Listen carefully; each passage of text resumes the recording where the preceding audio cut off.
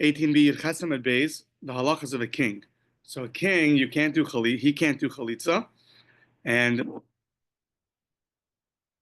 sorry, we're not yet by a king, we're by a Kohen Gadol. The Kohen Gadol can do chalitza, so choletz, he can do chalitza, v'choltzin leishto, and we can do chalitza for his wife. So says the Gemara, kapasuk v'tani lo shana mina erisin, v'lo shna mina nesuin. Irrelevant if it's from the first stage of marriage or if it's from the second stage of marriage. So let's say the Kohen Gadol gets married and then he were to die and they didn't have their second stage of marriage yet. Or if his brother died and he has to do chalitza now. So it doesn't matter if that was from the first stage of marriage or the second stage of marriage. So says the Gemara, why? When a Kohen Gadol himself is married to somebody fully, so then have aseh v'lo saseh. So the Kohen Gadol himself, I guess we're actually talking about Yibum now, not about Chalitza. That by Yibum we say that he can't do Yibum. He can't do Yibum. So he can't marry if his brother died, he can't marry what everyone else could marry as Yibum, he cannot. So, and it doesn't matter if it's from the first or second stage of marriage. Either way, he can't do it. So now, if it's from Nisuin, meaning his brother was fully married to somebody and then the brother died, and now the Kohen Gadol wants to do Yibum on this lady, so the problem is, two problems for him. First of all, it's also for him to take anybody but a virgin, only a besula, not a beula, and also he cannot he cannot take a widow. So in one, the Torah says besula yikach, he's commanded to take someone who never had relations, and he's also not allowed to take anybody who's an almana, who's a widow. So he has two strikes against him. So have aseh v'lo saseh, ve'ein aseh docha lo taseh v'aseh. So on the one hand, he has a mitzvah sibum, which is a positive commandment of Yavama Yavo Aleha. On the other hand, he has a negative commandment of he can't marry a widow, and he has a commandment that he can only take somebody who never had relations before.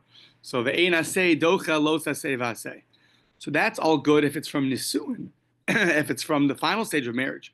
But from the first stage of marriage, that they never had relations yet. So what is she considered? Only an almana, only a widow. So there we have a rule. Just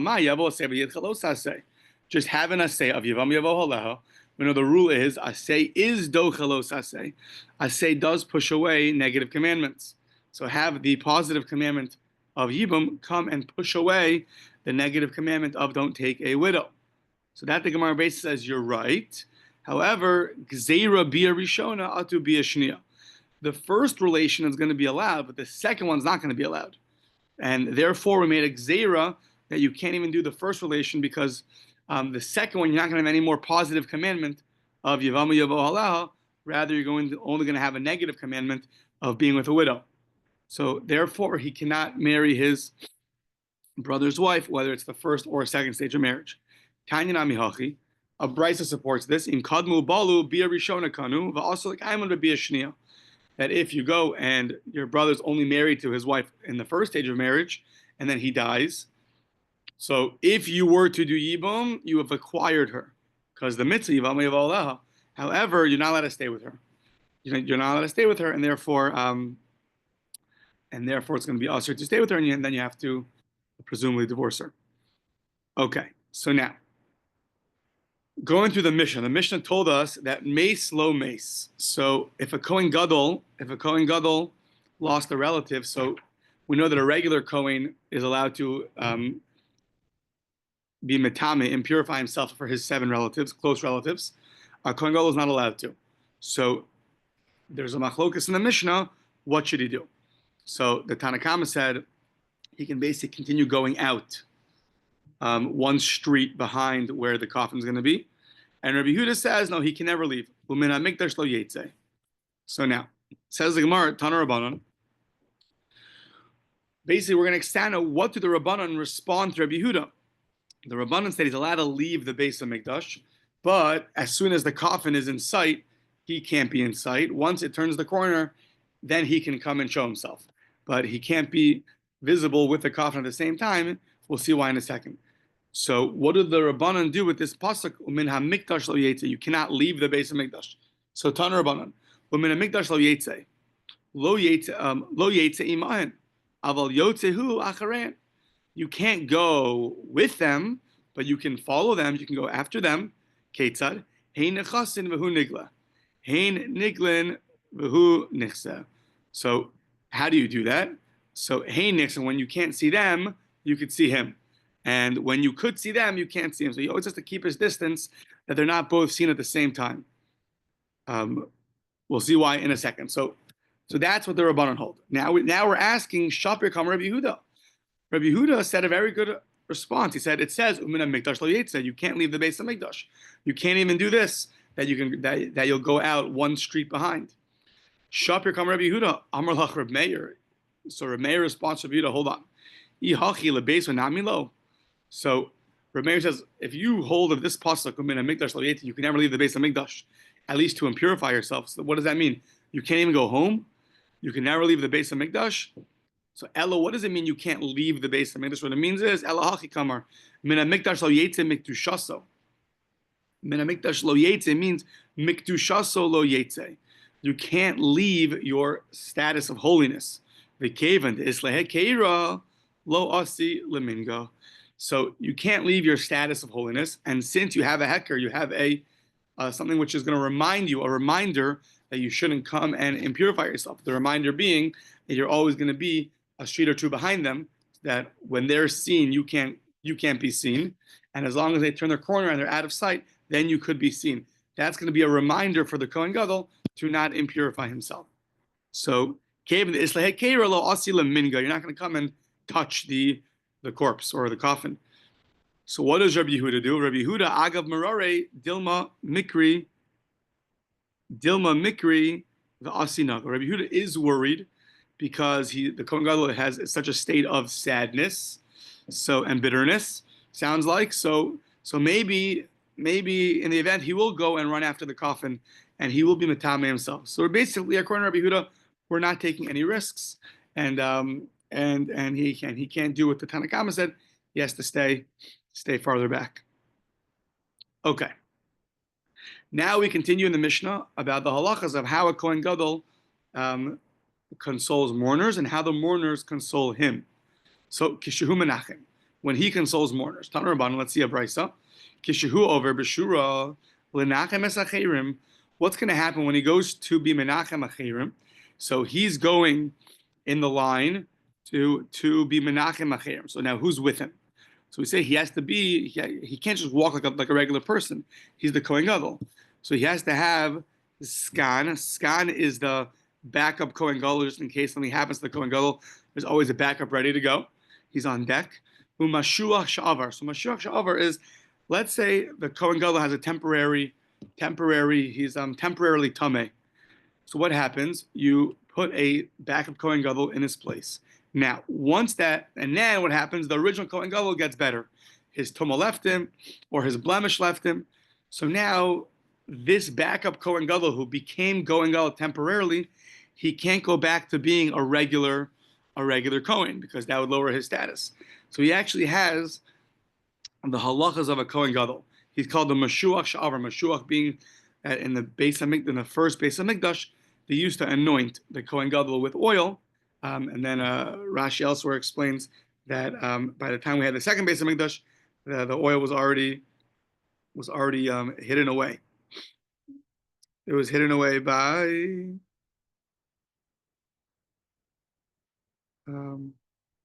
one of the Nevi'im, Yeshaya Navi. It was Nignaz. Yeah, it was hidden away. So that's why it's called the Mashuach Sha'avar. I mean, the one that was anointed with oil, who used to be Sha'avar. He was the Kohen Gadol. So these two are standing on his side, biyamino. Okay. The Rosh Beis Av, the Avelim, the Chol Ha'am, Mismolo.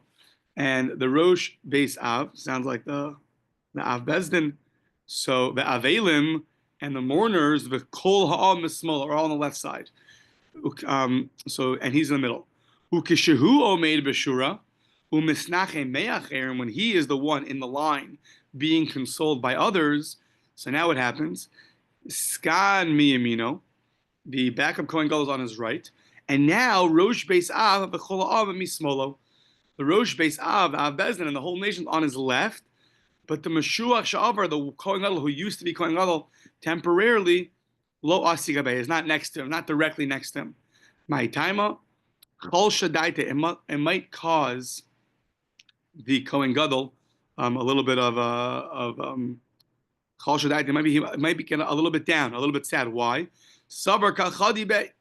He might think that maybe the back of Kohen Gadol is happy that I lost a relative, meaning that the Gemara in Yuma tells us that when this would happen, these backup Kohanim would go take the place of the Kohen Gadol, and then they were forced to step down. Once the Kohen Gadol became Kohen Gadol, it would cause some strife between these two Kohanim Gedolim, one who is the Kohen Gadol and one who was the Kohen Gadol temporarily. So any strife. In the event that there was strife, we don't want to reawaken any hard feelings. So therefore, we don't put the Kohen Gadol. We don't put the Kohen Gadol next to the Kohen Gadol that used to be Kohen Gadol next to the Kohen Gadol. I saw that one of the Rishonim says, the Meiri says that this is a lesson for everybody. If you know someone might harbor hard feelings against you, so you shouldn't directly go show your face to him, until those feelings are gone. That you learn from here. Okay. Amar Rav Papa. Rav Papa says, Shma mina mahamas nisa tlat. I learned three things from here. Shma mina, that when our Mishnah said the mamuna, hainu skan, hainu mamuna. In our Mishnah, it didn't say skan, it said mamuna. Who was the mamuna? It was the skan, the one who was appointed. Who's the appointed one? The backup Kohen Gadol. The Shma mina, another thing we learn from here is avelim omdim. That you see from here that the avelim were the ones that were standing, the chol ha'am ovrin, and the rest of the nation passed by them and consoled them. This Shma mina, another thing we learn is avelim was small, the moors on the left, the hamanachmin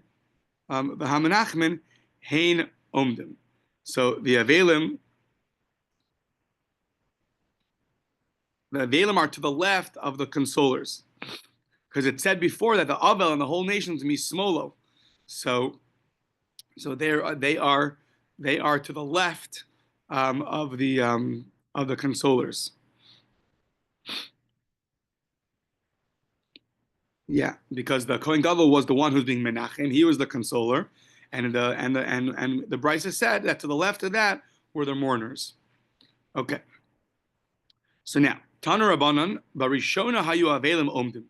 Originally, the Avelim were standing, the Chol Ha'am over, and the whole nation would pass by them and console them. However, V'hayushtei mishpachos b'Yerushalayim misgaros zubazu. There's two families in Yerushalayim that were fighting with each other. Zos omeres ani overes techila, Zos omeres ani overes techila. I'm going first. No, I'm going first. Hiskinu shiyu'am. Then they made a takana. Sheha'am omdim, the Avelim over. The whole nation will stand, and the Avelim will go by, and then you'll be able to console them to avoid any kind of fighting. Okay. Chazar v'halach v'siper simon. So he went back and he walked and he told over. That's the simon for the next three stories, three halachas. Amar b'barchama higzer Rabbi Yossi Yasadavar liyoshno. He brought this idea back to the way it used to be, that that the Avelim were the ones who would stand and everyone else would walk by. Let's see. B'tzipori. Shiu Avelim the Avelim would stand, v'chol ha'am over him, and everyone else would pass. V'amar Rabbi Bar Abba, hiskin Rabbi Yossi b'tzipori. Shalo. So other things he established in the town of Tzipori, I believe that's in northern Israel. Shalo te'isha malachas b'shuk u'bena achareha. So he established that a woman should not walk in the marketplace and her younger son, her son be behind her. Why? Mishum ma'atzis haya, because of the story that happened. So Rashi fills us in. What was the story that happened? What happened was a woman was walking and her son was behind her, and people all of a sudden they snatched the people that were that wanted to have relations with her, snatched her son, and they put him in their house. And then when she realized that her son's not there, she started to cry. And then one of them said, "Come, I'll show you where he is." And then he ended up raping her. So therefore, he established always walk with the son in front of you and not behind you.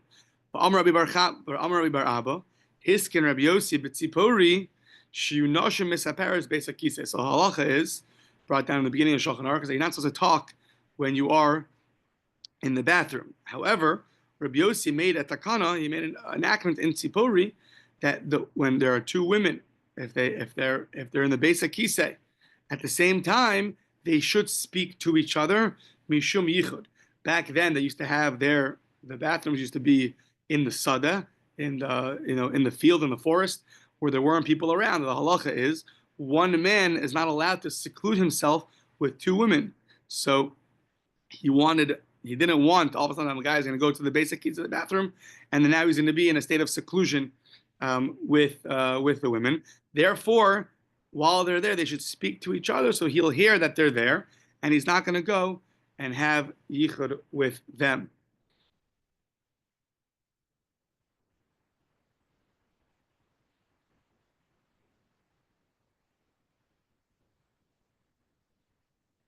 Yeah. Amar of Menashe bar Avas, Sheilis as Rabbi Yeshua Rabba bebeis Alman dehutzal. So I asked Rabbi Yoshia, the head of the Beis Alman dehutzal. I asked him, he was the head of the cemetery in a town called Hutzal. The Amar Li, he told me the following: Ein shura pechusa me'asar ben adam. The line that we make to console the mourner has to have a minimal of 10 people. The ain avelim in a minion, but the mourners themselves are not part of that count. I'm not 100% sure why. Maybe out of respect for the mourners, you need to have 10 people. I'm not sure. Let's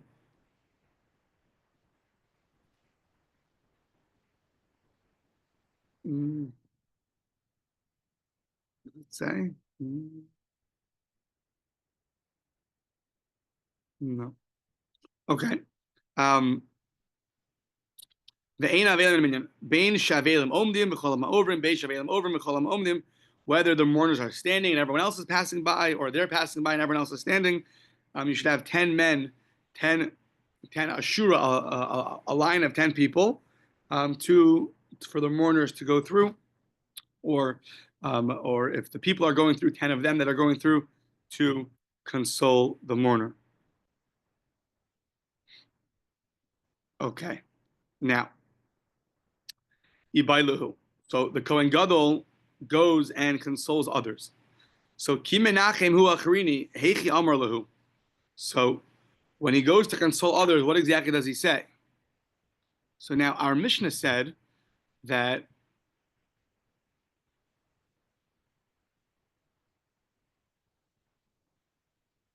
our Mishnah only said what others say to him when they come and console him. It doesn't say what he says to console them. So says the Brisa of who Omer tisnachamu, that you should have consolation. So hechidami, when does he say this tisnachamu? So if others are consoling him, so why would he tell them back? You should be consoled. Amar lahu iyu tisnachamu naksha karami lahu. He's going to cause bad things to happen to them. Like, you should be consoled. If they're coming to him to tell him that he should be consoled, why would he tell them back that they should be consoled? Is he causing them bad things to happen to him? So Ella must be kimenachem lachrin. When he goes to menachem other people, to console other people, Amar lahu, he tells them tisnachem ushmamino. That's his. I don't know if this is all that he says, as opposed to the classic hamokum menachem eschem. I'm not sure exactly. He has to say this, and he can't say something else. This is his minimal requirement that he has to say. I'm not exactly sure. We have to look it up, the parameters of exactly this idea of tisnachamu. Okay, so now a long section all about kings. So very interesting. The Mishnah says a melech is lo dan v'lo dan so. Lo meid lo mida. A king can't judge and he can't be judged. He can't be a witness, and they can't bear witness on him. He can't do chalitza, they can't do chalitza for him. They can't even for him. And so now we're going to go through all of these laws. We're on 19a. 3 lines into the 6 lines into the wide lines, a new section about a king, Melech. So now, very interesting. Amar of Yosef, lo shanu ela malchei Yisrael. So, about malchei beis David, dan v'dananoso. So we know that the kingdom was split, and so the halacha is that really a king you could judge, and he could judge, and you could judge him. It's just that the Malchei Yisrael, we'll see why, a special halacha about them, that they can't judge or be judged. But Malchei Beis David, if the Malchei Beis David wanna be a judge, so then that's fine. The Chsiv, as it says, Beis David called Marshem, Dino Laboker Mishpat. So he judged things in the morning, meaning he was a judge. He did don things. He was a judge.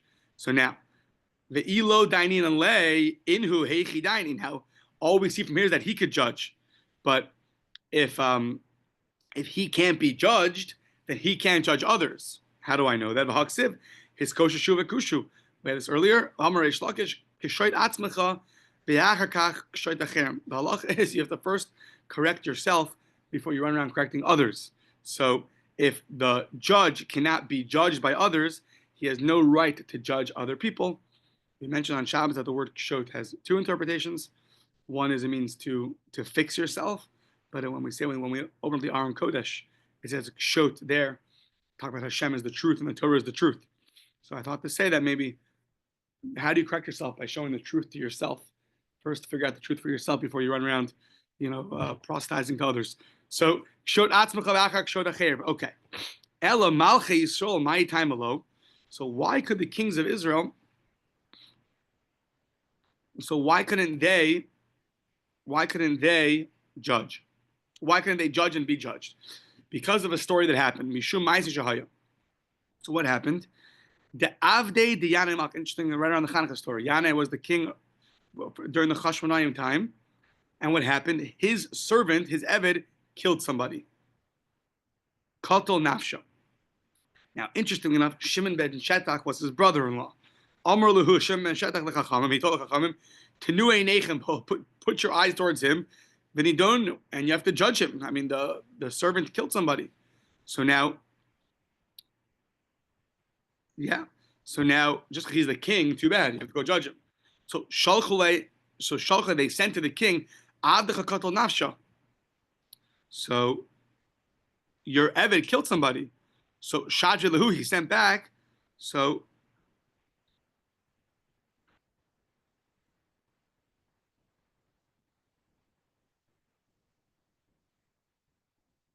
shadre lehu, he sent back to them. What did he send back to them? Shalchule ta'antanami lahacha. So they sent for his Eved, and then he wanted to just send his Eved and not come, but they told him back, you have to come. Shalchule ta'antanami lahacha. You have to come here also. How do I know? It says v'huad b'ba'alav. It's talking about an ox, a wild ox that kills. So it says that you have to, the v'huad b'ba'alav has to be judged in front of its owner. You have to always judge in front of the baldin, the owner of the. So just like by an ox, the owner has to. You can only judge in front of the owner. So too, you are the owner of the Eved, and because you're the owner of the Eved of the servant, you also have to come here. We can't judge your servant if you're not here. So now, Amar Torah Yavel Baal Shor V'Yamad Al Shoro, have the owner of the ox come and be there when we judge the ox. So Asa V'Yasif, so you too come and sit and be here for the judgment. So now. He came, and Amar lei Shimon ben Shetach, Yana HaMelech Amar al Raglecha. So he told Yana HaMelech, stand up on your feet, v'ya'idu b'cha, and give testimony that, stand up, and they're going to give testimony on you that your Eved killed somebody. Now it's interesting here that, just interesting.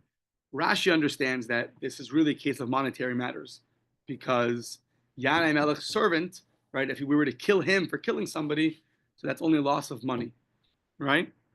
However, However, others seem to say, interestingly enough, that really it's actually a case of a capital punishment. Since you own something that killed somebody, so that's already viewed like a capital punishment case. Interesting. So, and you should know that you're not standing in front of us. You're standing in front of Hashem. So you have to stand up and let them judge you. Yeah.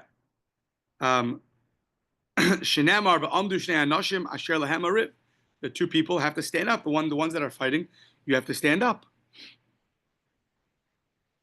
Even though a king usually sits, and a king can't forgo on his honor to stand. But here he's telling them that you have to stand. So Amar lo, lo kishitomer ata ela kimo sheyomru chaverecha. So it's not like you say, rather it's like your friends are going to say. So meaning Shimon and Shetak now looked around to the other judges that are going to judge this case. Mm-hmm.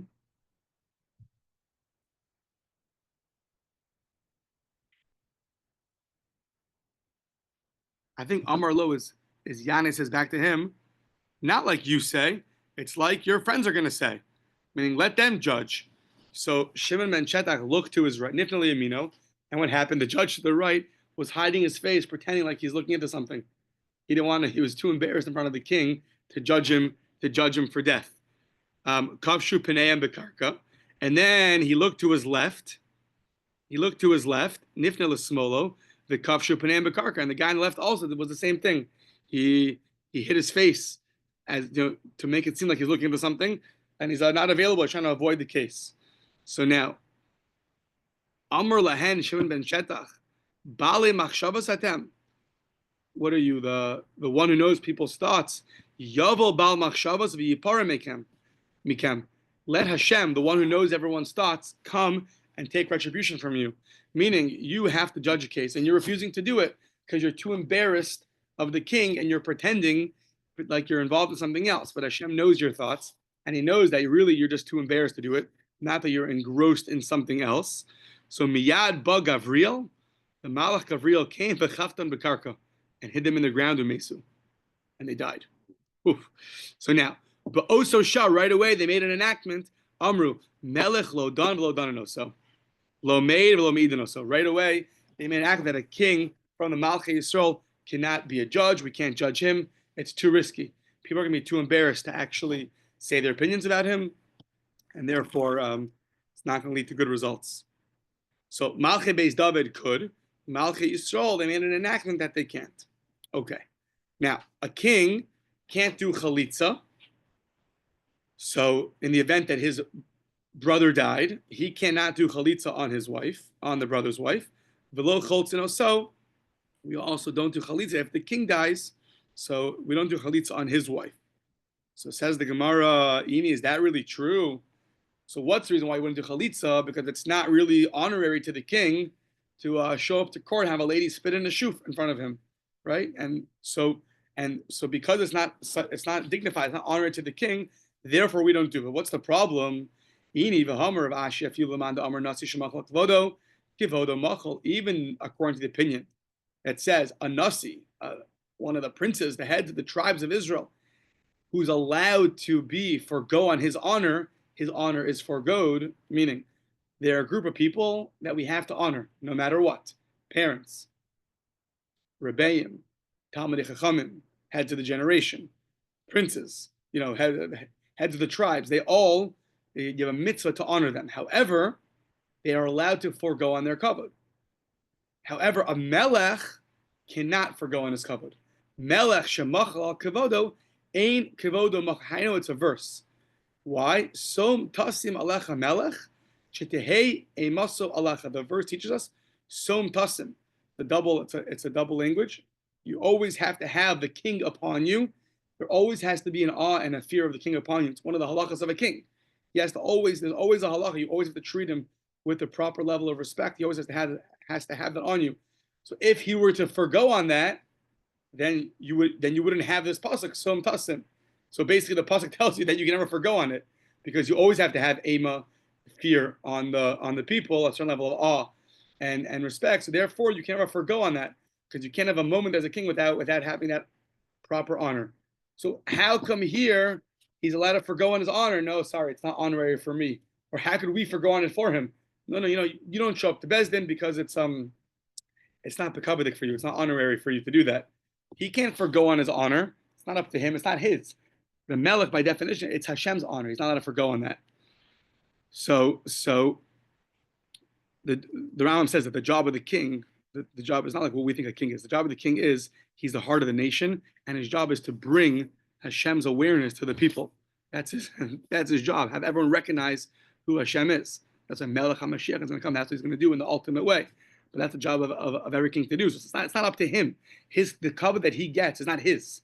It's God's honor that's on him. So he can't forgo on that. So says the Gemara, you're right. Mitzvah shiny.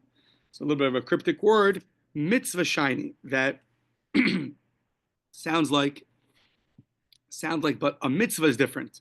The mitzvah here of chalitza, the mitzvah yibum, so that's going to be different, and for that he's allowed to forgo. Sounds like maybe negative commandments.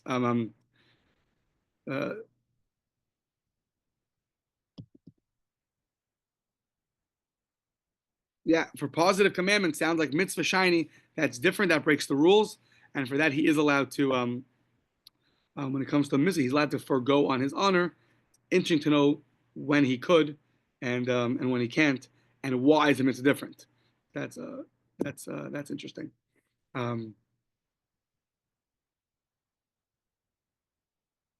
Yeah. So to not do the mitzvah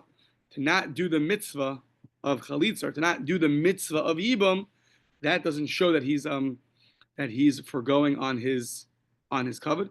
There's a very similar Gemara in Sota that says that one of the kings was standing up when reading the Torah by Hakel, and he really supposed to be sitting down, not standing up. So the Gemara asks, how can you forgo on your honor and stand up? So the Gemara says, mitzvah shiny.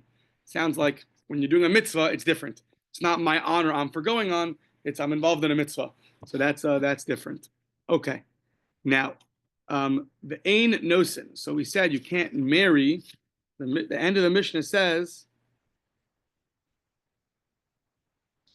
you can't marry the widow of a king. And Rabbi Yehuda says you could, because we found by David HaMelech that he married the widow of Shaul, of the previous king. But the first opinion holds you cannot marry the widow of a king. Okay, so while we're on this discussion, we're gonna have a long conversation about David's wives. One wife was Michal, and one wife was Meirav. So Tanya, Amar lo Rabbi Yehuda, Nashim Ha'ra'uyos lo mibeis HaMelech. So the Chachamim said back to Rabbi Yehuda that you can marry the women that are fitting for you from the Beis HaMelech. Even though we say you cannot marry his widow, but you can marry people that are fitting for the king. So who's that? Umayinihu, Meirav u Michal. The daughters of Shaul were Meirav u Michal, and David married them. So that you can marry. Now, Shalu Talmidav as Rabbi Yossi, Heyachnas David Shtei Achayos, B'chayen. How did David marry two wives? He can marry two wives. You can't marry two sisters. They're both sisters. Had he married them both in his lifetime? It's not allowed. So before Matan Torah, Yaakov married two sisters is different. A lot of ink spilled on how that was allowed, but they give answers. But after Matan Torah, so that you can't do. You can't marry two sisters. So now, different answers. So one, Rabbi Yossi said, Amar Lahan, Michal Achar Mrs. Meirav Naso. Said it was never in the same lifetime. Michal, he only married Michal after Meirav died. Rabbi Yeshua ben Karcha Omer, Kiddushe Ta'os Hayu Lo B'Meirav. That original marriage to Meirav was a false Kiddushin. Okay, so what does this mean? Shenemar, Tina es Ishti es Michal. Give me my wife Michal. Asher arasti li b'meya arelos plishtim, with 100 sounds like foreskins, corpses of the plishtim. So what does this mean? My Talmud Amar Papa Michal Ishti velo Meirav Ishti. Kenuas Ishti es Michal. Give me my wife Michal. Michal is my wife. Meirav is not my wife. So what happened over here? What's the story? My Kiddushei Tos. So now Shalom Melech promised anybody who kills Goliath, he's going to give him some money. So now, whoever kills Goliath will get a lot of money, and he'll give him his daughter. Now, once David did this, Shaul started getting jealous of David, and he didn't want to give him his daughter anymore. So what happened? Azal Katle, he went and he killed Goliath. So Amar Lo, so now Shaul owes him a lot of money. So what happened? He went and took the money and he married with that Shaul owed him. He went and he married Meirav. So Amar Lo, so Shaul told him back, Amar Lo, Milva Isla Gabai, you have a loan. You can't get married with a loan. You can't, if somebody owes you money, you can't take that owed money and marry somebody. You have to give money properly, money that's here in front of you. That's why, like, if you buy a wedding ring on a credit card, you haven't paid your credit bill yet. Sometimes that gets involved in interesting issues. So what happened? Shaul went and gave Meirav to Adriel. Says Meirav Bashol David, and the end of the verse says, "He nitna la Adriel," and she was given to Adriel. So Amar Le Ibayis Etlach Michal. Shaul said, "If you want me to give you Michal," so now meaning Shaul promised a daughter to David, and he has to keep his promise. So he owes him money, and he owes him a daughter. So, but now that sounds like they're starting to become strife between Shaul and David. Shaul saw that David's a big threat to the kingdom now. Look how strong he is. So he said, you know what? If you want Michal, Zil Aisile Meya Arelos Plishtim. Go kill 100 Plishtim and bring me their corpses. Sounds like bring me their foreskins, their corpses. Not sure if it means really foreskins or just means their corpses. Just I don't know how they translate their corpses. Sorry, what? Arelos? I think Arelos is just a way to. Oh, it does say okay. Sometimes the word Arelos, which means someone who doesn't have a bris milah, is also a way to refer to non-Jews, but maybe it really means 100 foreskins. So now Azal Aisile, so now he went and he gave it to him. So Amarle Milva Upruta Islach Kabai. So now there's a loan that you owe me, Yomi money, and there's a pruta, meaning the minimal amount that these 100 corpses are worth, or at least a penny, a cent, something. So now David wanted to marry Michal with these corpses. So now Shaul savar milva upruta daitia milva. Shaul thought that when there's a milva upruta, when there is a loan and a pruta, you want to marry with both of those. A person's mind is on the milva. He's on the loan, and therefore you can't get married with a loan. The David savar milva pruta daita pruta. When you have a milva and a pruta, when you get married with a loan and a minimal amount, a pruta, a penny, a coin, your mind's on the pruta, and therefore he married her. That's one answer. Another answer is v'bayis ema the kuli alma milva pruta daita a pruta. Maybe everybody holds.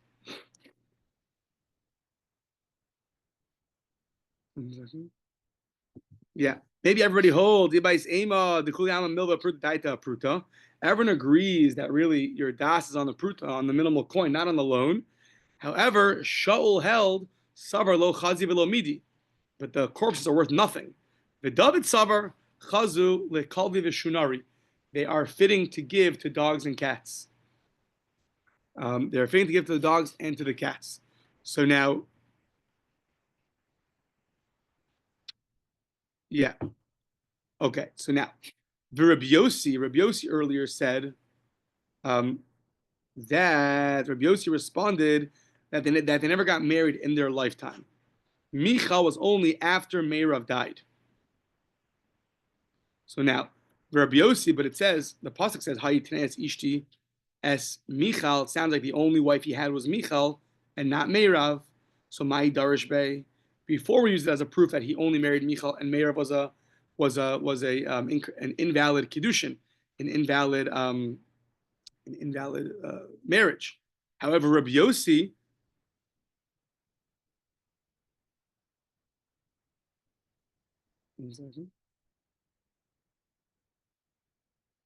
yeah, but Rabbi Yossi says, Hayitnes Ishti es Michal Mai Darish Bey.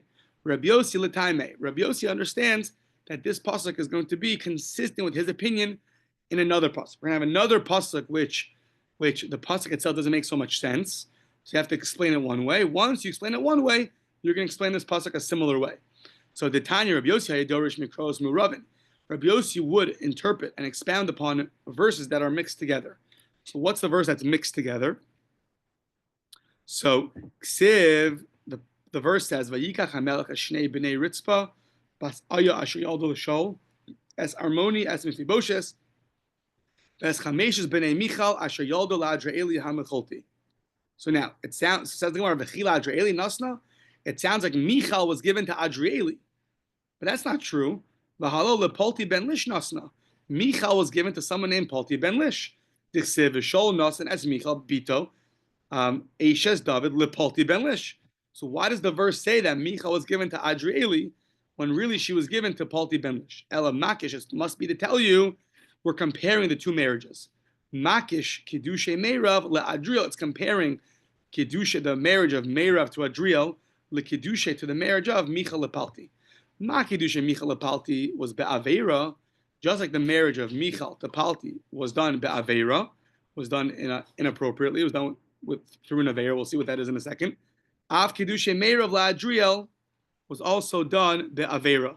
So just comparing those two. Because why? Because Michal was already married. Because David's mind, like we just said, was on the pruta. He wanted to marry her.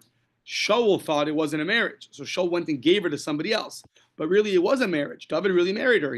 His mind was on the corpses, and through that he married her. Shaul thought it wasn't a marriage, but at the end of the day, she was married. So when she was given to Adre'eli, it was done be'isser.